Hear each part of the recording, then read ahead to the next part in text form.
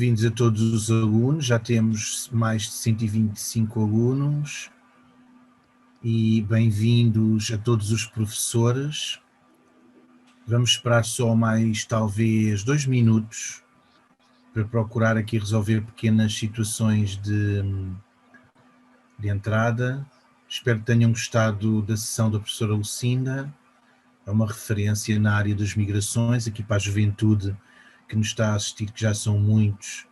A professora Lucinda é uma grande referência das migrações em Portugal e foi a nossa segunda diretora do IGOT.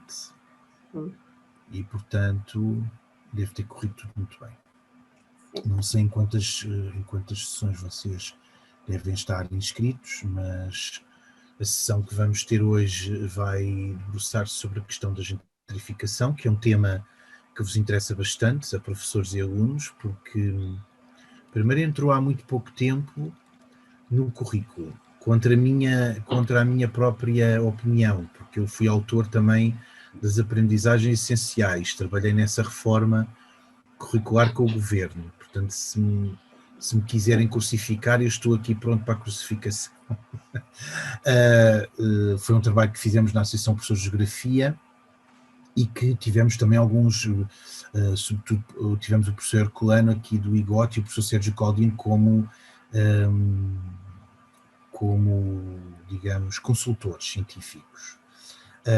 E efetivamente temos trabalhado muito também na reforma aqui a questão da gentrificação. Ela entrou no currículo, depois de ter saído no Exame Nacional, aquela questão, não é culpa minha, não é responsabilidade minha, eu sou especialista nos estudos da gentrificação, mas de facto aquela entrada foi assim um bocadinho à socapa e eu próprio não achei que do ponto de vista pedagógico ou didático fosse muito correto. De qualquer forma, colegas e alunos, foi de facto um conceito que entrou no currículo, entrou no exame nacional há uns anos atrás e a partir daí tem havido sempre uma grande atenção da vossa parte para perceber mais sobre que fenómeno é este, como é que ele ocorre, porque ocorre desta forma, e fala-se tanto na televisão também, não é? A opinião pública, a agenda política, académica, os mídias começaram a falar muito do tema e penso que será útil debruçarmos sobre ele hoje, até para vosso benefício dos alunos.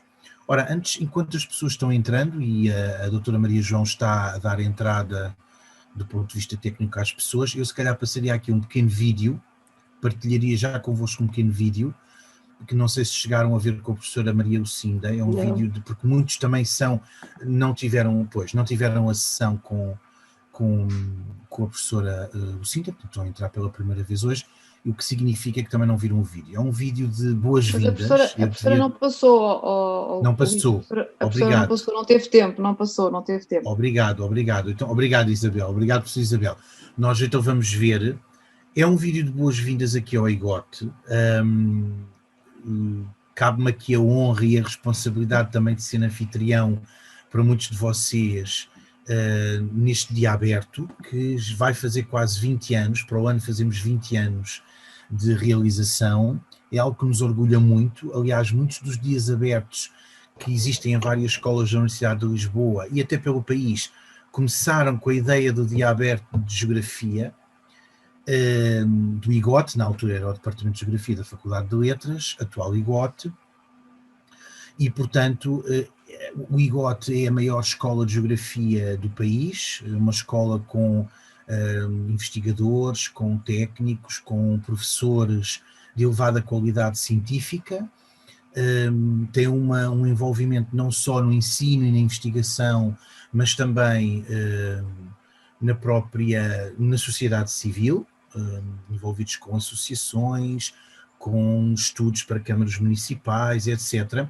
Este vídeo faz uma introdução para o caso de vocês quererem seguir a geografia, quais são as áreas profissionais de saída e o que é que nós fazemos, basicamente. Hoje a minha sessão será sobre geografia urbana, ou seja, estudo da cidade, porque a geografia, como vocês sabem, está dividida em vários ramos, 2 grandes ramos, a geografia humana e a geografia física, sendo que a área temática que vamos aqui a trabalhar hoje tem que ver com a geografia urbana, ou seja, a geografia das cidades.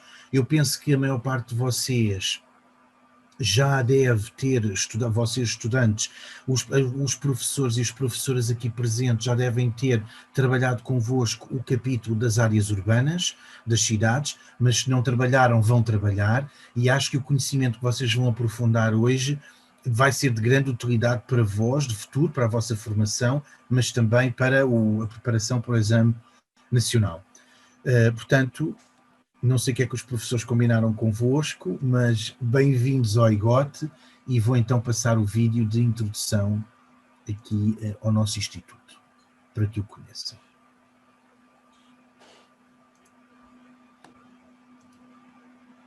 Ora, eu estou aqui a tentar... Só um bocadinho, que eu tenho que compartilhar som.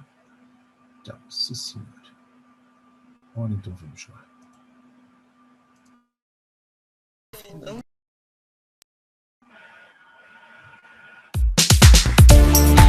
Todos conseguem ouvir, não é? Anabela, ouvem?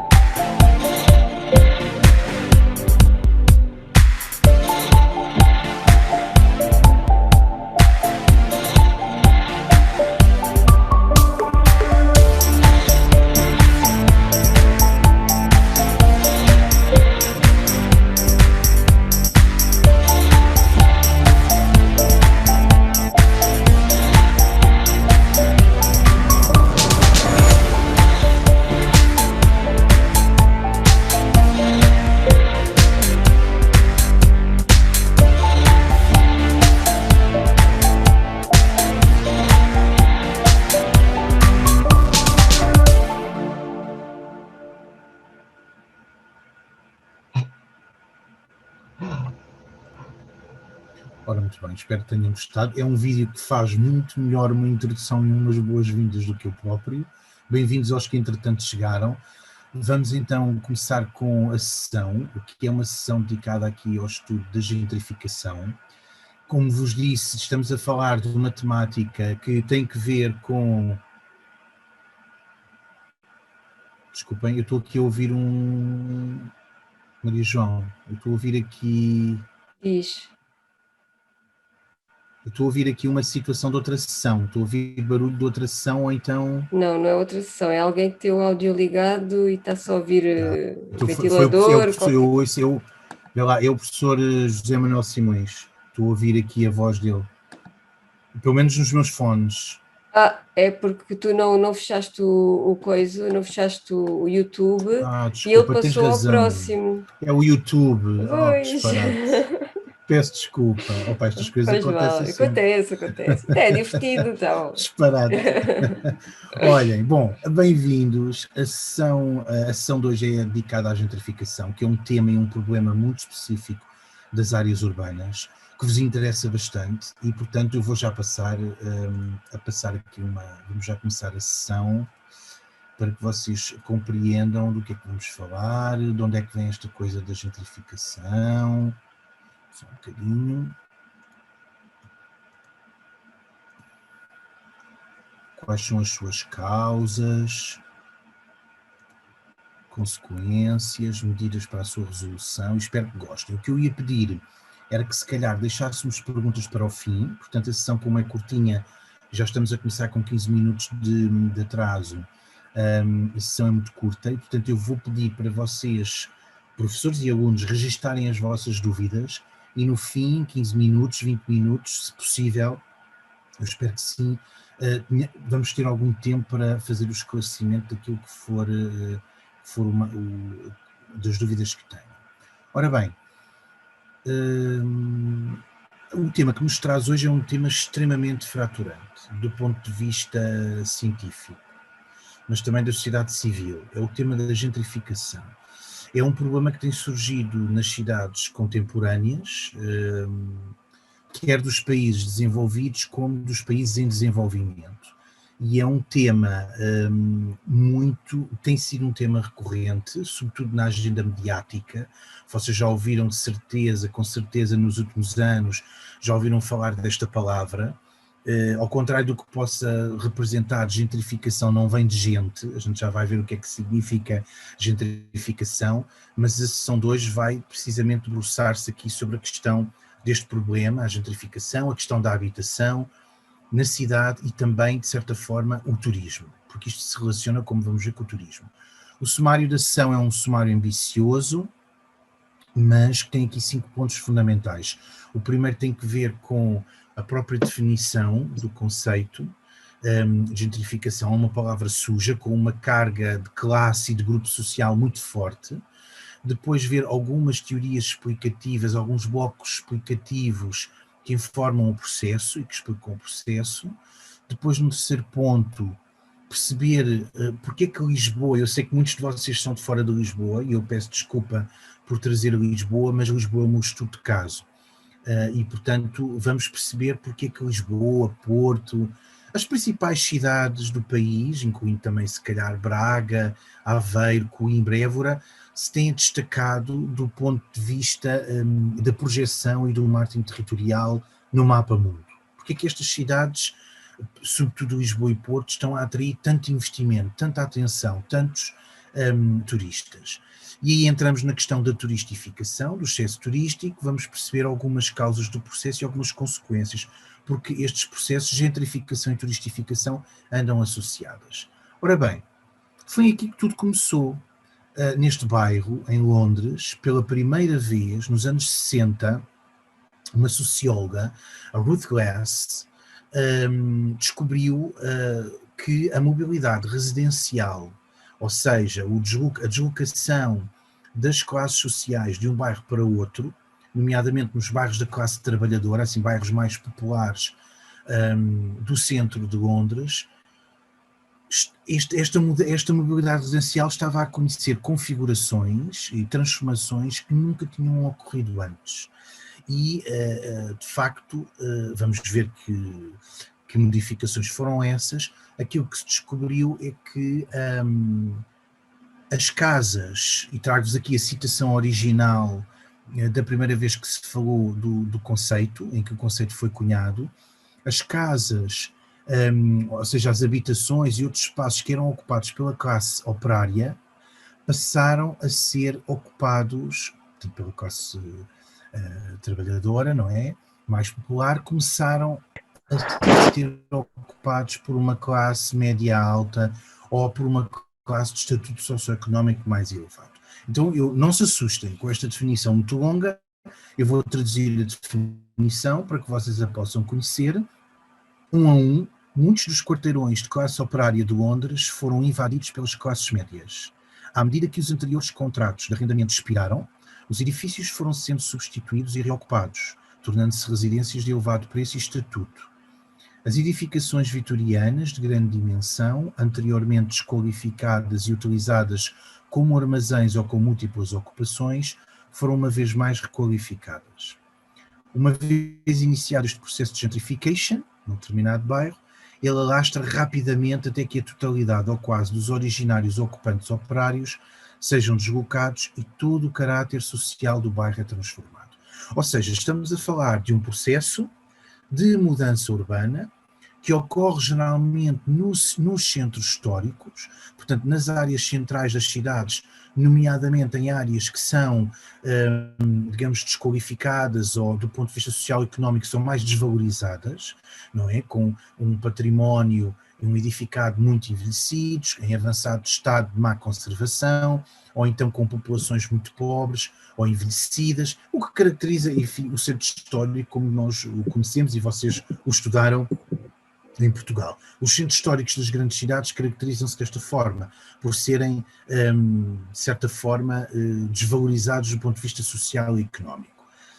Ora, este processo acontece a partir do momento em que uma série de fenómenos e de processos de renovação, de regeneração, de reabilitação urbana ocorrem no centro e vão, digamos, fazendo um upgrade, se quiserem aqui uma expressão bem moderna, um upgrade ao centro histórico. Ou seja, o centro histórico começa a conhecer fenómenos de grande valorização do ponto de vista estético, arquitetónico, o edificado é recuperado, o espaço público é embelezado, e essas operações urbanas, elas naturalmente vão valorizar do ponto de vista ambiental, social, económico estas áreas, o que significa que a renda locativa, não é? O preço da terra, o preço do solo urbano, começa a escalar, começa a subir. Ora, como são bairros pobres, geralmente os bairros no centro histórico tendem a ser bairros pobres e muito envelhecidos, pessoas, como vocês sabem, por exemplo, pagam uma renda, um preço aqui, o valor do arrendamento é muito baixo, etc. O que acontece é que estas populações que já há décadas que vivem, portanto, no centro histórico, elas deixam de conseguir manter a sua fixação e a sua residência nestas áreas, pois, uma vez que a renda locativa começa a disparar, os preços das rendas e também os preços de compra e venda das habitações começam também a subir. E o que acontece é que estas populações acabam por ser expulsas. E no seu lugar surgem populações de maior estatuto socioeconómico. Ora, isto é novo nos anos 60, há mais de 50 anos atrás, vejam que a palavra não é nova, ela só muito recentemente entrou na agenda aqui política, económica, académica e social de Portugal e na opinião pública. Muito pouca gente sabe o que é o fenómeno, mas ele já surgiu na comunicação social várias vezes e, de facto, é uma palavra antiga, com mais de 50 anos, mas também tem uma carga de grande violência, não é? Porque quando nós dizemos aqui de uma forma muito espontânea que as pessoas são obrigadas a sair das suas casas porque a renda aumentou, isto é um processo e um drama social muito violento para as pessoas, não é? Porque estamos a provocar uma migração forçada, certo? Vocês também já estudaram as migrações, nem que seja no vosso 9º ou 8º anos, não é? Há uns anos atrás, e estudaram que as migrações podem ser voluntárias ou forçadas. Aliás, viemos de uma sessão de migrações com a professora Lucinda, não é? E, portanto, isto trata-se de uma migração intra-urbana, ou seja, dentro da cidade, ou interconcelhia, mas que é forçada, obriga as pessoas a sair. Outras definições foram surgindo. O John Caulfield, portanto, o Neil Smith, nos anos 70, nos anos 80, nos anos 90, foram avançando com outras definições. Mas aquilo que eu queria que vocês fixassem como ideias principais é esta ideia de que a gentrificação é, portanto, um processo de substituição social que ocorre, sobretudo nos centros históricos, hoje já se alargou a toda a cidade e às vezes até para fora da cidade, mas vamos pensar no centro histórico, e ocorre quando há esta substituição social dos mais pobres, das classes mais pobres pelas classes mais ricas, dito assim de uma forma muito simples. Portanto, saem os grupos de baixo estatuto socioeconómico para entrar em grupos de elevado estatuto socioeconómico. E tudo isto anda de mãos dadas, como vamos ver, com a renovação urbana, com a reabilitação urbana. E, portanto, tem consequências, naturalmente. Há uns anos que se chegou já a algum consenso sobre o que é isto de gentrificação, porque é que ocorre. Deixem-me só ir aqui, antes de entrar nestas dimensões que são muito importantes para definir e caracterizar o fenómeno, deixem-me aqui explicar-vos a origem da palavra. Gentrificação é um aportuguesamento, portanto é uma tradução para português direto, da palavra gentrification, em inglês, como viram no excerto que vos mostrei há pouco, e aqui o prefixo gentry é muito importante, porque gentry significa pequena nobreza ou pequena burguesia, portanto pessoas com alguma nobreza. Nós em Portugal temos tido muitas dificuldades em traduzir literalmente o conceito. Então a professora Teresa Barata Salgueiro, que é uma grande referência a nível nacional dos estudos urbanos, nos anos 90, traduziu o termo como, aliás foi a nossa primeira diretora do ICOT, a professora Teresa traduziu o termo como nobilitação urbana, ou seja, foi buscar um conceito da história, da ciência histórica, que é nobilitação, que diz respeito ao processo de expansão das características da nobreza, e foi pegar nesse conceito, importou para a geografia e apelidou de urbana, porque é um fenómeno no espaço urbano, e então ficou nobilitação urbana. Se vocês virem nos manuais escolares, nobilitação urbana e gentrificação como conceitos separados, depois os vossos professores explicarão isso muito melhor nas aulas, mas estes conceitos que eu penso que há num dos manuais são tratados como diferentes, e eles não são diferentes, eles significam o mesmo, está bem? Portanto, gentrificação ou nobilitação urbana significam precisamente o mesmo conceito. O que acontece é que os cientistas durante alguns anos em Portugal não se conseguiam entender sobre que conceito é que deveriam utilizar, e então gerou alguma confusão também para quem fez os manuais escolares. Pronto, mas fica já aqui estabelecido, confiem em mim, que sou um dos especialistas da matéria em Portugal, fica já aqui estabelecido e arrumado o conceito, está bem?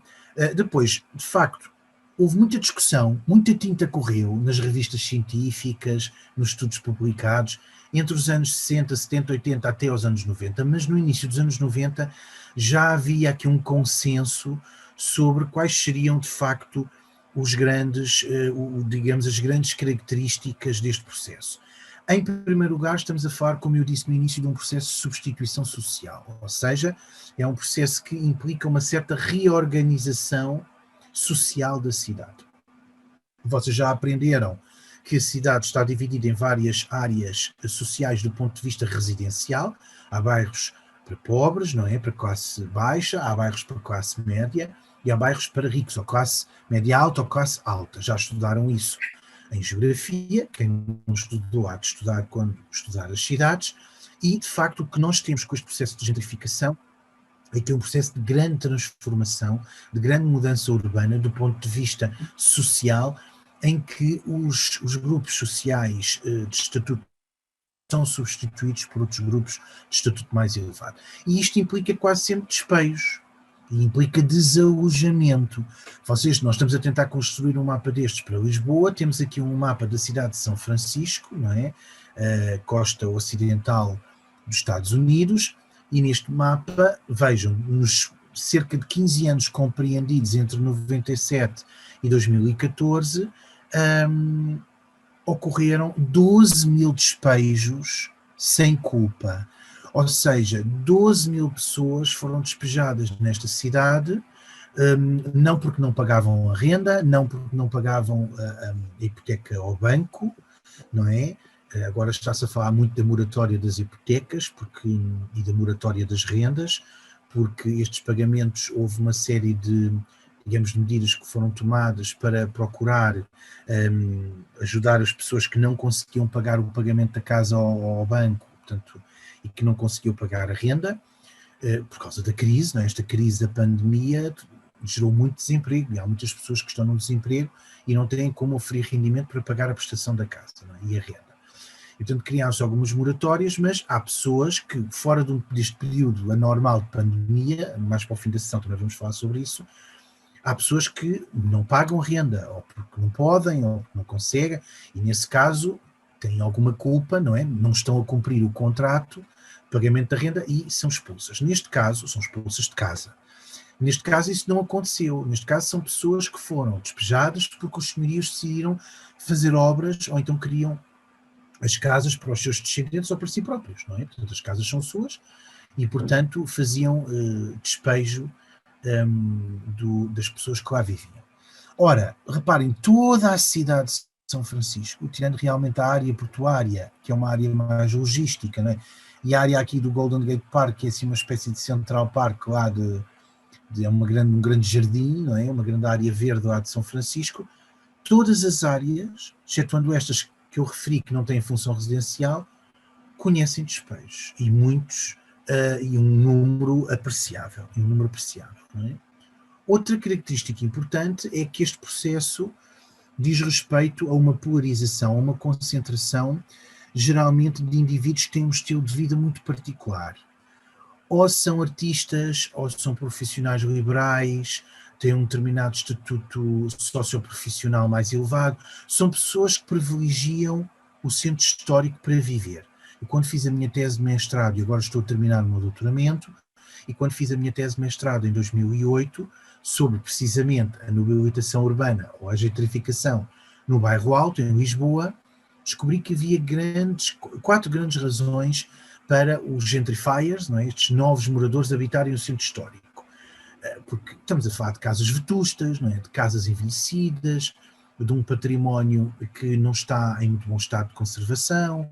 Portanto, porque é que estas pessoas, estes profissionais, gostam de viver nestas áreas ou querem habitar estas áreas? Bom, há 4 ordens de razão, pode haver muitas mais, mas aquelas que eu consegui identificar são estas. A primeira razão tem que ver com o facto de habitar em áreas que são áreas com algum património, alguma densidade arquitetónica e de memória e de herança. Estamos a falar, por exemplo, o Bairro Alto tem 500 anos, mais de 500 anos, portanto são áreas que têm uma certa densidade histórica, não tem algum património arquitetónico, e isso atrai muito o estilo de vida destes indivíduos, a quererem lá fixar-se. Por outro lado, são áreas que também, como estão próximas do CBD, não é? Do Central Business District, estão próximas não só da área, do local de trabalho destes indivíduos, como também são bairros que oferecem oferta cultural em qualidade e em quantidade, portanto em grande diversidade. E isso também é muito importante. Quarta ordem de razão para as pessoas viverem no Bairro Alto tinha que ver com o facto de entenderem que comprar casa naquele bairro seria uma oportunidade de negócio, uma oportunidade económica, não é? Portanto, negócio imobiliário no futuro. Ou seja, compravam a casa e eventualmente a casa poderia ser valorizada. E isso aconteceu com muitos amigos meus. Por exemplo, uma jornalista, minha amiga, efetivamente comprou casa há 6 anos em São Bento, que é aqui uma área próxima da Assembleia da República, aqui em Lisboa, comprou essa casa por 130 mil euros e neste momento as imobiliárias oferecem-lhe aproximadamente 500 mil euros pela casa. Ou seja, a casa valorizou quase o seu preço todos os anos. Cada ano se somavam-se quase 100 mil euros à casa. Ela não vende, ela quer viver, sempre gostou de viver em Lisboa. A casa é uma casa muito bonita, é um chamado de Águas Furtadas, um último andar, com 6 assoalhadas, é uma casa grande, com um pé direito, o teto é muito alto, é uma casa bonita, demora-se a chegar lá acima, não tem elevador, o prédio é complicado, as escadas são muito estreitinhas, mas ela e a família, portanto o marido e os filhos, adoram viver ali, valorizam muito aquela localização e, portanto, dali não vão sair. Claro que nestas comunidades que habitam estas áreas estão também, para além dos jornalistas, profissionais liberais, como eu vos disse, também muitas vezes os artistas. São áreas que, por estarem próximas efetivamente digamos, da bacia da oferta cultural da cidade, acabam por também valorizar a concentração de artistas. As imagens que eu vos trago são todas, quase todas, do mundo anglo-saxónico, porque foi lá que o processo começou, está bem? Estou aqui a tentar passar o slide, mas eu imprimi. Cá estamos. Um terceiro aspecto que é muito importante e que é talvez o mais visível da gentrificação é que a gentrificação implica quase sempre obras de requalificação em termos de arquitetura e de fachada ou da estrutura dos edifícios. Já vamos falar disso mais à frente, destacando o que é, ou distinguindo o que é renovação de reabilitação, mas quando entramos num bairro que vemos que sofreu há pouco tempo reestruturação na sua paisagem, do ponto de vista das melhorias da fachada, do edificado, mas também do próprio espaço público, vocês aqui têm imagens do antes e do depois, não é? Nós vemos claramente que há uma diferença do ponto de vista da qualificação do espaço público e do próprio edificado e até do espaço verde, não é? Estas melhorias são um sintoma, são uma marca na paisagem urbana da ocorrência da gentrificação. Significa que está a acontecer gentrificação. E reparem que a maior parte dos edifícios conhece sempre uma ampliação. Nas várias imagens que eu vos vou passar, vê-se isso. Os edifícios são amplificados, portanto, há uma verticalização da cidade. Não sei se vocês, também não temos muito tempo para que vocês participem, eu peço desculpa, eu vou deixar muitas das dúvidas para o fim. Não sei se vocês percebem porque é que isso acontece, mas tem que ver naturalmente com a maximização e com a rentabilidade do solo urbano. Portanto, quando estamos a construir em altura, significa que o construtor, não é o promotor imobiliário, quer extrair o máximo rendimento que ele conseguir do investimento que ele fez naquele solo urbano, porque quanto mais pisos tivermos no edifício, naturalmente, mais lucro, não é? Mais valia conseguimos retirar da venda e da transação daqueles pisos e daqueles andares. Portanto, isso é muito importante. Só chamaria a atenção que não é só, volto a dizer, não é só a arquitetura e o restauro da fachada e do próprio edifício de que estamos a falar aqui, é também um embelezamento do espaço público. Reparem que os pavimentos são redefinidos, acrescenta-se verdura condicionada, não é, na paisagem, portanto há aqui uma preocupação também com o espaço público. Cá está, outra imagem do antes e do depois, que mostra bem a diferença que houve em termos de paisagem urbana com a gentrificação. Este prédio já é em Campo de Ourique, aqui um bairro de Lisboa, vejam a diferença. Uma quarta característica da gentrificação é a questão da propriedade. Quando nós temos gentrificação a ocorrer em determinados bairros, nós podemos ter dois regimes de ocupação, o arrendamento ou a propriedade privada. A propriedade é quando aquilo pertence mesmo ao morador, à pessoa que lá vive, não é? O arrendamento é quando a pessoa paga uma renda a alguém para ficar naquela casa. Ora, o que nós verificamos é que à medida que o processo de gentrificação se vai alargando, isto é um gráfico tirado da situação dos Estados Unidos, mas que poderia servir para Portugal para os últimos 30 anos, por exemplo, ou 40 anos, a partir de uma determinada fase começamos a ter um aumento do regime de ocupação em propriedade e, embora exista aqui uma falha na série, começa a haver, do ponto de vista do arrendamento, uma quebra grande no número de casas arrendadas. Depois, a habitação social mantém-se mais ou menos ao mesmo nível, com pequenas oscilações.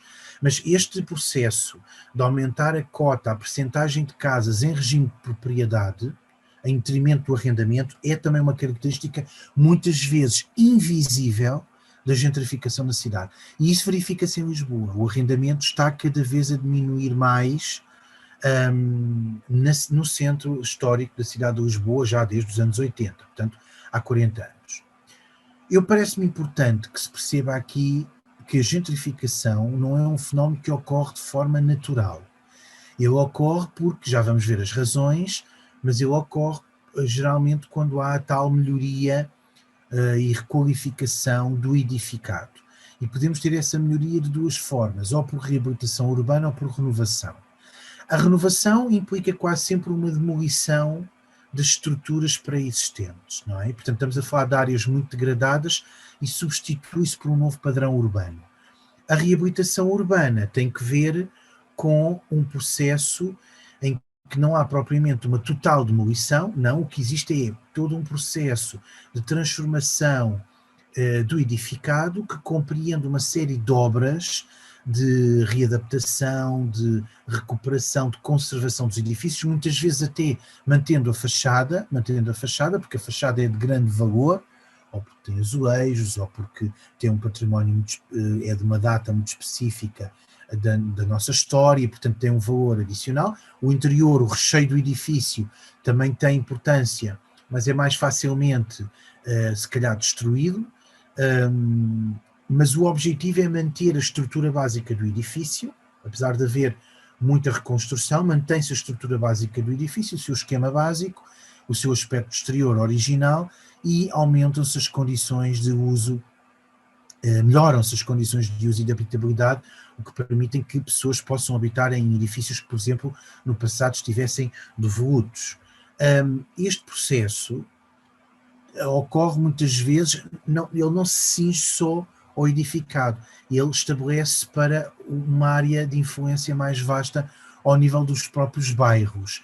E quando falamos de uma requalificação ou de uma revitalização de uma área, não só do ponto de vista do edificado e da arquitetura, mas também, por exemplo, com a criação de novos serviços e comércio, toda uma reconfiguração física com melhoria, por exemplo, a nível ambiental e infraestrutural, as infraestruturas, quando também do ponto de vista social há um upgrade, portanto já não são pobres que lá moram, são pessoas com um determinado estatuto social, com um estatuto mais elevado. Quando pensamos numa grande operação de planeamento urbano que tenta revitalizar uma área e requalificá-la, nestes aspectos todos, de uma forma duradoura e com vista mesmo, de certa forma, a resolver os problemas dessa área, estamos a falar de outros processos que são processos de revitalização, requalificação ou regeneração urbanas. E a pergunta que eu faço, desculpe, eu tenho que, sempre toco aqui com o rato, aqui nesta mancha laranja, isto parece-me aqui uma mancha que eu acho que vocês veem. Já me percebi que vocês veem, desculpa, vou ter que partilhar outra vez para a mancha desaparecer. Não sei como é que aquela mancha desaparece. Pronto. Portanto, este processo é um processo muito mais vasto e muito mais integrado e compreensivo, com várias dimensões, está bem? Basicamente é um bocadinho aquilo que ocorreu no Parque das Nações. Não sei se todos já ouviram falar do que é o Parque das Nações, não é? A pergunta que eu coloco é, não sendo uma área centro histórico, será que o Parque das Nações sofreu, ou é uma área afetada por gentrificação? Não é uma área de centro histórico. Não tinha prédios devolutos, não é? Portanto, com muita densidade histórica, com muita história, arquitetura de grande património, não tínhamos isso. Será que podemos falar de gentrificação no Parque das Nações? Bom, não sei se muitos de vocês não vêm de Lisboa e não conhecem se calhar a área, ela vem muitas vezes representada e ilustrada nos manuais escolares, mas é um pouco distante para vocês.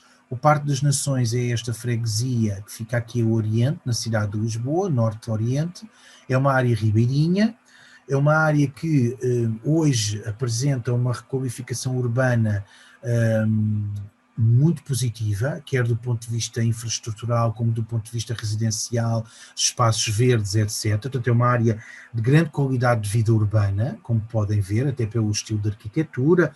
Tem lá o pavilhão Atlântico, agora o Mel Arena, acho que tem outro nome, onde se realizam os espetáculos, tem uma série de serviços, de equipamentos, portanto é uma área que do ponto de vista também da arquitetura e da excelência da regeneração urbana se destaca, não é? Na geografia da cidade. Mas nem sempre foi assim.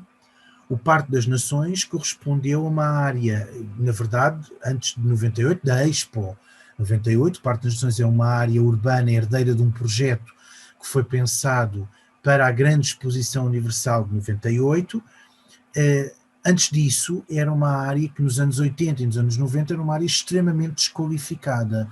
Portanto, lá viviam 1000 pessoas, agora vivem dezenas de milhares de pessoas, mas viviam lá pessoas pobres, sobretudo, comunidades de origem africana, comunidades ciganas e portugueses também pobres, portanto pessoas muito pobres, que viviam em abarracados, portanto em bairros de barracas, em pequenas habitações antigas reocupadas, tendas, caravanas, bom, havia tudo um pouco.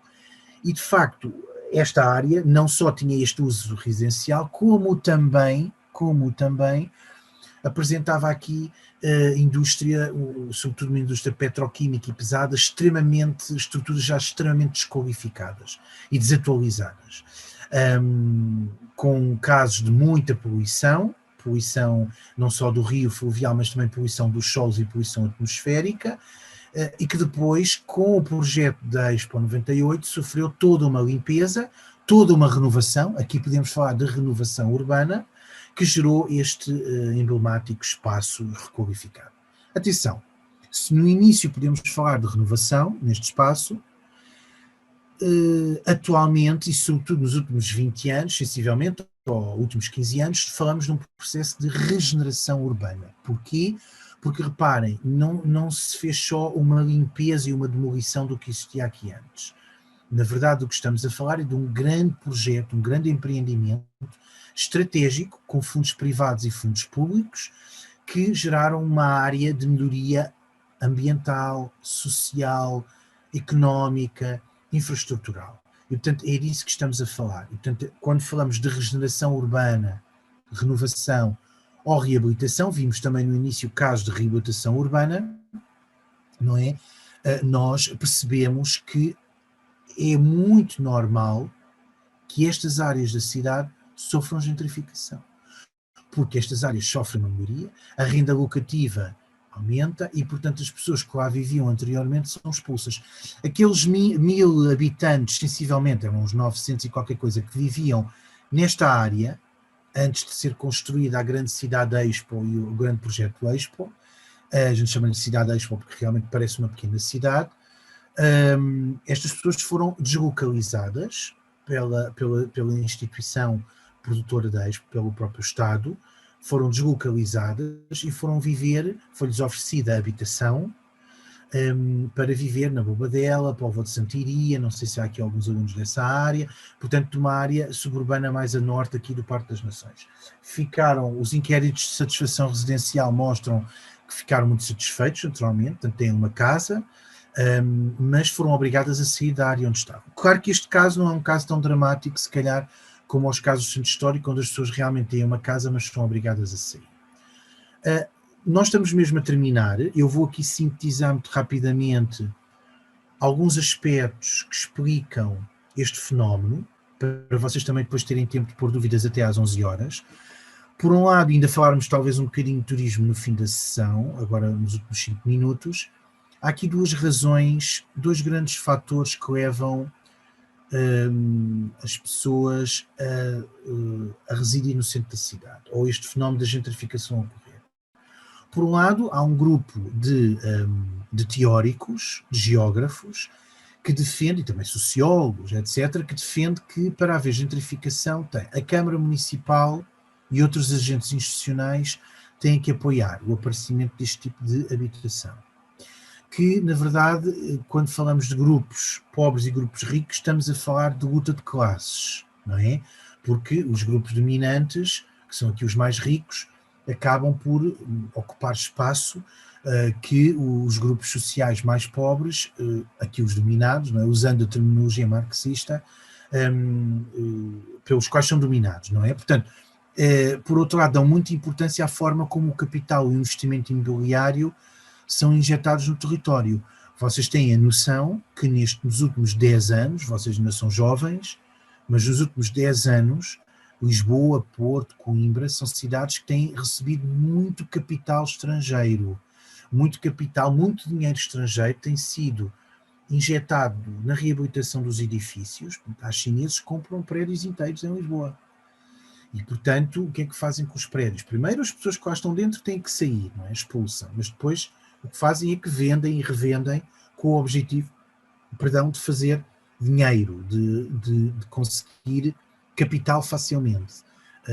Se vocês tivessem a oportunidade de comigo visitar Lisboa, eu mostrar-vos-ia vários edifícios que foram vendidos por um valor às 10 horas de um dia, às 10 da noite, e ao meio-dia do dia seguinte, portanto, ou 12 horas passadas, foram vendidos por um preço duplicado. Há imensos prédios em Lisboa vendidos por 1 milhão, 2 milhões de euros, e que no dia seguinte, em menos de 12 horas, foram revendidos pelo dobro do preço. Portanto, há aqui uma ideia de aproveitar esta atenção que Lisboa está a ter para rentabilizar e reproduzir capital. Claro que isto tem consequências, não é? E estes autores preocupam-se com estas consequências. Há exclusão, há despejo, e isso é sempre um drama para uma série de populações.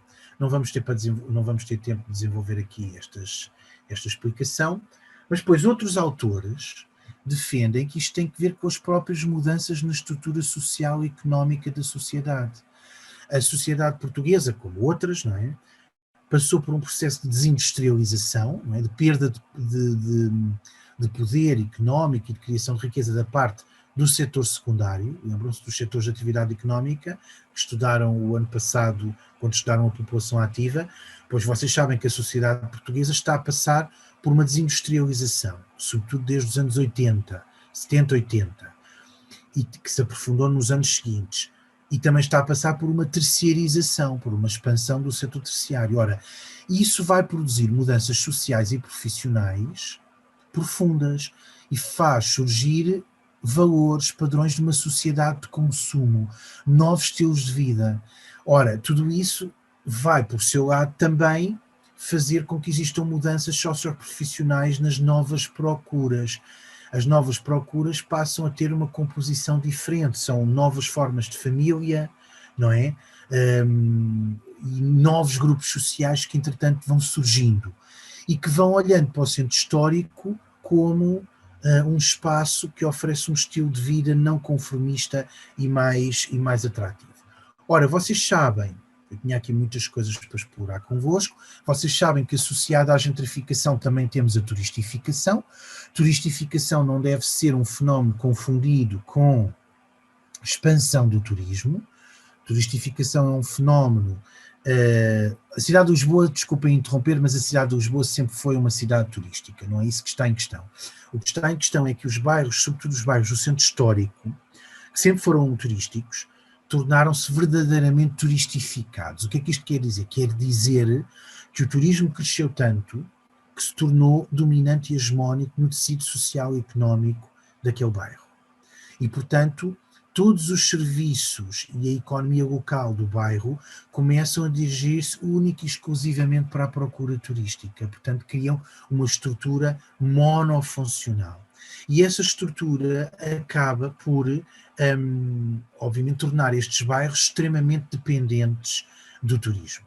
O que está a acontecer agora, por exemplo, no centro de Lisboa, é que depois do alojamento local, já todos ouviram falar do alojamento local, não é? Aquele alojamento para turistas que é feito nas casinhas e nos quartos de cada pessoa abre a sua casa e prepara a sua casa para receber turistas, não é? No centro histórico, isso está a desviar muitas casas do mercado de habitação para o mercado de alojamento turístico. E está a influenciar os preços. Mas para além de influenciar os preços, porque temos uma grande maioria das casas dos bairros históricos, Alfama, Moraria, no Porto a Ribeira, a Sé também, penso eu. Portanto, como temos vários bairros do centro histórico que estão a sofrer este processo, não é só o comércio que muda, é também a própria função residencial que deixa de existir e passa a existir sobretudo uma função de alojamento turístico. E isto torna os bairros muito dependentes do turismo, não é? Eu costumo dar aqui o exemplo da economia da Nigéria. A Nigéria exporta, nós exportamos turismo, não é? O país, uma parte importante das suas exportações é o turismo. Atrai muito capital, muitos visitantes e dinheiro com base na atividade turística. E cria muito emprego e reabilita património com esse dinheiro, isso é importante. Mas, por outro lado, pensemos aqui no caso da Nigéria, 99% dos produtos que exporta estão à base do petróleo, são à base do crudo e do petróleo, não é? O que é que vai acontecer à economia da Nigéria quando o petróleo deixar de ser pedido como matéria-prima ou como recurso energético nos mercados internacionais. Vejam, todo o emprego está focado naquele setor. Quando aquele setor entrar em declínio, toda a economia do país se abate. Pode ser um bocadinho exagerado fazer esse exemplo, essa analogia aqui com a Nigéria, mas na verdade, se vocês forem ao Centro Histórico de Lisboa, atualmente durante a pandemia, veem que muitos serviços, muitos equipamentos fecharam porque estavam dependentes do turismo. E nós já não temos turismo há um ano. O turismo a sério, não é? Portanto, é isso que é a turistificação, esse domínio hegemónico e preponderante do turismo na economia e no tecido social de um bairro, que o torna mais dependente do exterior, ok? E os turistas, quando vêm a Lisboa, nós podemos aqui dizer várias razões, mas os turistas, eles privilegiam estes ambientes, não é? Um ambiente com uma densidade arquitetónica, memória, património, herança histórica importantes, não é? Com assim, esta malha urbana revolvida, labiríntica, com gavetos, com escarinhas, com arcadas, com pátios interiores, não é? Que é um luxo. Este urbanismo medieval que nós temos no centro de Lisboa é único. Muito poucas cidades da Europa Ocidental e Central têm este tipo de urbanismo. Isto é altamente atrativo para os turistas, bem como a diversidade e multiculturalidade dos nossos bairros de centro histórico. E, de facto, a cidade de Lisboa tem atraído muitos turistas. Mas eu vou passar aqui à frente para vos dizer quais são as principais razões que estão a fazer com que o turismo cresça tanto no centro da cidade. Todos os indicadores a dispararem, todos os indicadores turísticos, pois os vossos professores vão ter tempo para explorar isto convosco, mas o que é que afinal atrai tanta gente a Lisboa do ponto de vista turístico? Bom, isto terminamos sem entrar nas consequências, mas, por um lado, a expansão das plataformas online na internet, portanto, o Airbnb e Booking.com, que são plataformas que permitem que o consumidor atual, o turista, potencial turista, não é, escolha e consuma de forma individualizada determinados produtos turísticos. Portanto, de certa forma, a agência de viagens começou a ser, digamos, preterida, secundarizada. Depois temos o contínuo embranquecimento da mobilidade internacional, a expansão das companhias aéreas low cost. Isso permitiu democratizar o turismo à escala mundial. Portanto, é muito, muito impressionante. Hoje, ou antes da pandemia, perdão, quando digo hoje é na atualidade, realizam-se 220 mil voos por dia, com um impacto ambiental também muito, muito forte, está bem? Depois há um aumento também da procura turística por bairros no centro histórico, não é? Portanto, bairros que têm aquela autenticidade urbana, que vão proporcionar uma experiência local mais autêntica ao turista. Eles valorizam muito isso, já não querem aquele turismo de massas, não é? Dos hotéis e tal, gostam de ficar nos bairros históricos. Depois temos a questão da falta de, no caso da cidade de Lisboa, a falta de hotéis no centro histórico, até há uns anos atrás era assim, e depois um elevado número de edifícios devolutos, está bem? Por outro lado, uma elevada percepção do ponto de vista da rentabilidade. Os senhorios perceberam que se alugassem as casas a turistas, conseguiu uma rentabilidade 10 vezes mais elevada do que se arrendassem portanto, a residentes normais, portanto, se usassem a casa para arrendar a pessoas que quisessem lá ficar para função residencial, portanto, arrendamento de longo prazo. Por outro lado, Lisboa e Porto têm investido nos últimos anos milhões de euros em campanhas publicitárias, não é, que atraem muitas populações e muitos visitantes a esta cidade. E, finalmente, aqui um fator de ordem geopolítica, que é a questão do declínio do turismo, sobretudo naquela faixa da África do Norte, não é? Por questões de segurança internacional, de desordem e instabilidade sociais, não é? Terrorismo, etc., que, de facto, apoquentaram as economias e sociedades dos países árabes, destabilizaram, trouxeram insegurança, e não há nada pior do que insegurança para um turista. O turista quer sempre segurança para poder viajar em paz, não é? É o turista e o investidor. E, portanto, muitos destes fluxos que se dirigiam para a África do Norte acabaram por ser redirecionados para outros destinos da Europa do Sul, está bem? Eu peço desculpa por, de facto, ter sido, se calhar, uma sessão intensa, com muita matéria e muitos conteúdos, mas também para 1 hora foi aquilo que foi possível fazer convosco. Agora estou aberto a dúvidas. Querem fazer algum comentário, alguma dúvida? Obrigado. Obrigado. Muito obrigado. Anabela, que simpatia, obrigado. Vejam lá, dúvidas, pessoal? Olha, meninos, aproveitem que estão com o maior especialista nacional e internacional sobre este tema. Portanto, maior internacional não, mas de Portugal é verdade. Mas também já é convidado para ir ao estrangeiro falar sobre isto. Sim, mas digam, eu tentei fazer aqui uma sessão condensando muita informação, mas sobre um tema, eu próprio estou nervoso, que eu não costumo ter tantos alunos assim, 200 alunos de uma vez é muito aluno. Portanto, eu estou nervoso, já sou professor há 20 anos, mas estou nervoso com um público exigente. Portanto, estejam à vontade para fazer as perguntas mais simples que vocês queiram. Luís, para ficar menos nervoso, como eu sugiro aí, tem que fazer mais sessões. Claro, porque... eu faço. Não. Logo vamos ter outra sessão, professora Anabela. A nossa logo é vamos outra, ter outra sessão, não é? É outra. A professora Anabela está a fazer formação com a Associação de Professores de Geografia. Uhum. Vamos ter então, os meus alunos eu tinha por acaso, como já tinha assistido a algumas palestras do professor Luís, já tinha falado nestes pontos, mas eles podem sempre tirar dúvidas, fazer algum comentário. Não estarem nervosos. Relativamente ao Parque das Nações, foi interessante que eu por acaso não lhes falei, foquei mais sobre a gentrificação nos centros históricos e pronto, e na parte da demolição do Parque das Nações era mais uma demolição, mas associou aqui à gentrificação e tem toda a lógica. Eu quis aqui desmistificar, chama-se, já para eles saberem, chama-se gentrificação por nova construção. Pois, durante muito tempo os cientistas e os especialistas desta área não sabiam se o Parque das Nações corresponderia ou não a uma área de gentrificação. Ainda hoje há grandes discussões sobre isso. Eu deixava esta questão para vocês. Acham, de acordo com o que vocês viram, as características do processo, acham que há gentrificação no centro histórico, no Parque das Nações? Não se esqueçam que a gentrificação é um processo hoje em dia muito multifacetado, tem múltiplas facetas, e já não ocorre só no centro histórico. Vocês têm que se questionar, houve substituição social no Parque das Nações? Houve mudança no comércio e nos serviços? Houve requalificação urbana ou reabilitação? Houve mudança no estatuto da propriedade?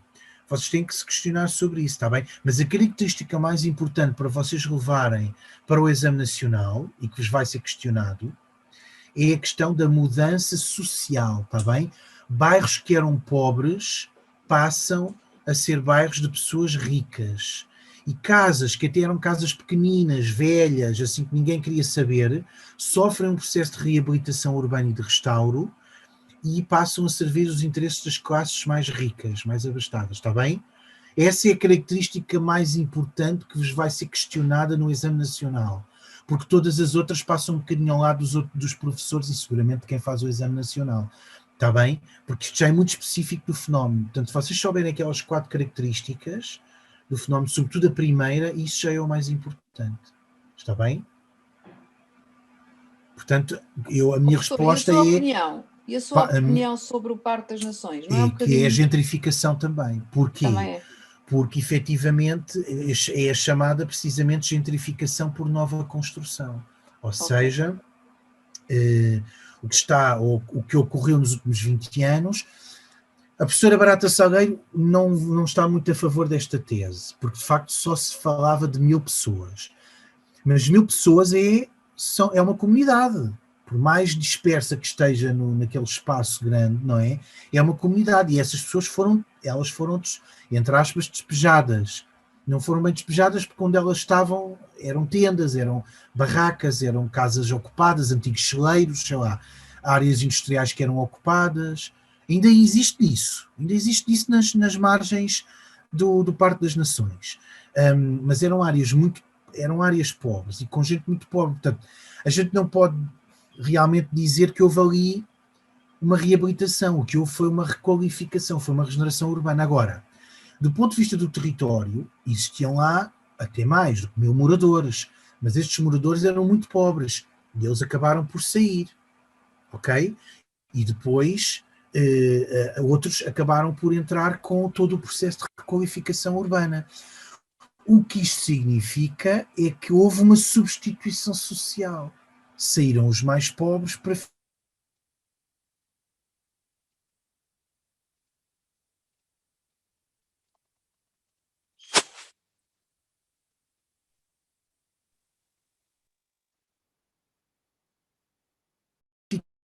gentrificação por nova construção. Não é aquela gentrificação típica do centro histórico, mas é uma gentrificação diferente. Mas sim, pronto. Sim. Só uma coisa. Isso não significa que o próprio conceito de gentrificação também ele está a alterar-se alguma... Claro. Parece que era mais restrito, mudança do estatuto social, mas aquilo era muito uma área industrial, portanto, apesar desses 1000 moradores, 1000 residentes. A questão é aqui mesmo definir... Aqui há uma alteração grande. Há uma alteração muito grande que diz respeito a um projeto de regeneração urbana. Regeneração. O conceito ele tem se tornado elástico. Exato, O conceito, depois isso. O conceito, ele de facto, nos anos 80 e 90, dizia muito respeito ao centro histórico.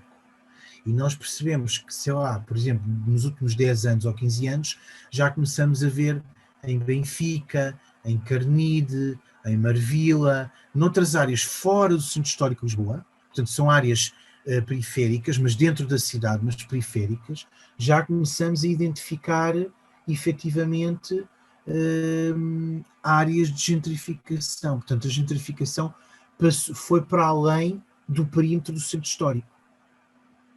Pois.